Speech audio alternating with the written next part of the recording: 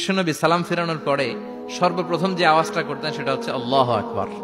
এরপর 3 বার পড়তেন আস্তাগফিরুল্লাহ আস্তাগফিরুল্লাহ আস্তাগফিরুল্লাহ। এরপর আয়াতুল কুরসি একবার। কয়বার? মান ক্বারা আয়াতুল কুরসি দুবুরা কুল্লি সালাতিন মাকতুবা লাম ইয়ামনাহু মিন দুখুলিল জান্নাতি ইল্লাল মাউত। প্রত্যেক ফরজ সালাতের পরে যে একবার আয়াতুল কুরসি পড়ে তার জান্নাতে ঢোকার ক্ষেত্রে আর কোনো বাধা থাকে না, একটা জিনিস ছাড়া, সেটা হচ্ছে মরণ। লোকটা মরে না, তাই জান্নাতে যায় না, মরলেই জান্নাতি। আল্লাহু আকবার। এরপরে 33 বার সুবহানাল্লাহ, 33 বার আলহামদুলিল্লাহ, 33 বার আল্লাহু আকবার। সবশেষে মিলাবেন লা ইলাহা ইল্লাল্লাহ ওয়াহদাহু লা শারীকা লা লাহুল মুলকু ওয়া লাহুল হামদু ওয়া হুয়া আলা কুল্লি শাইইন কাদির।